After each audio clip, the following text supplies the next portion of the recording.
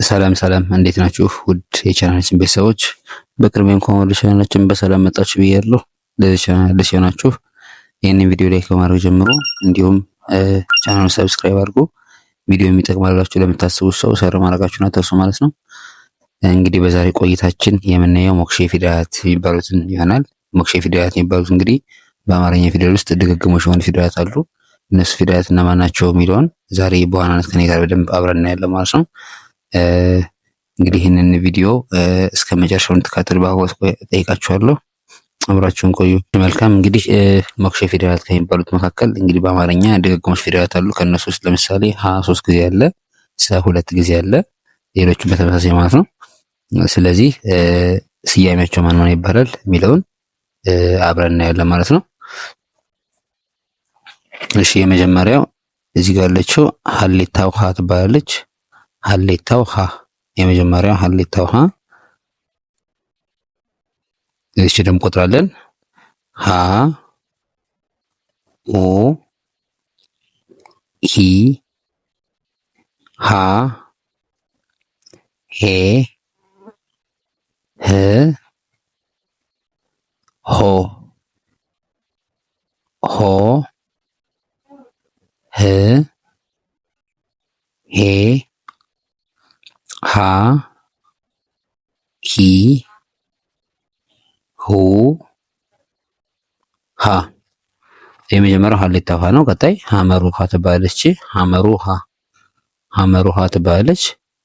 ቀጣይ ደግሞ ብዙኃን ውሃ ትባላለች። እነዚህን አብረን እንቆጥራለን። ሀ ሁ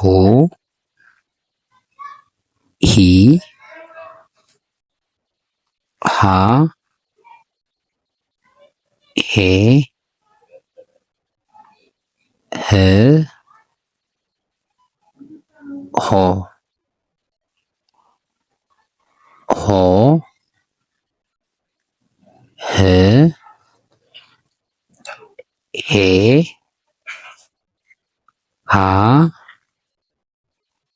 ሂ ሁ ሃ።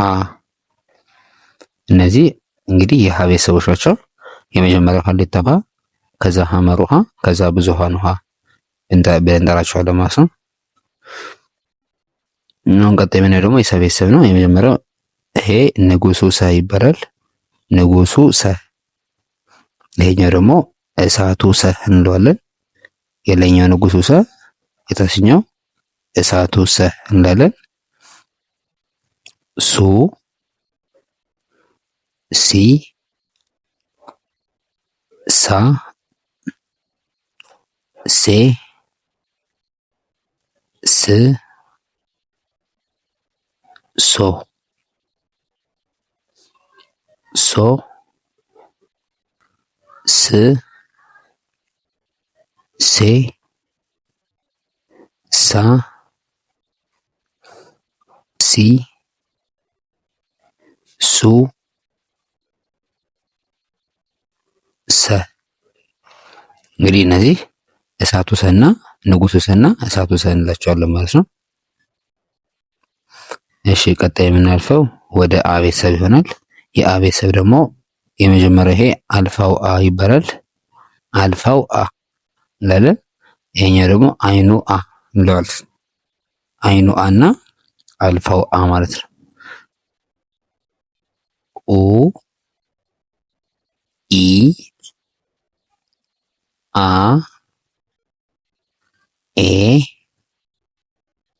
እ ኦ ኦ እ ኤ አ ኢ ኦ አ።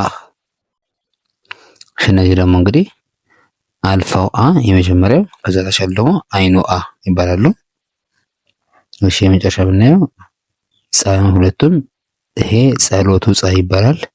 ይሄኛው ደግሞ ፀሐዩ ፀ። ጸሎቱ ፀ እና ፀሐዩ ፀ ለምን ነው? ጸ ጹ ጺ ጻ ጼ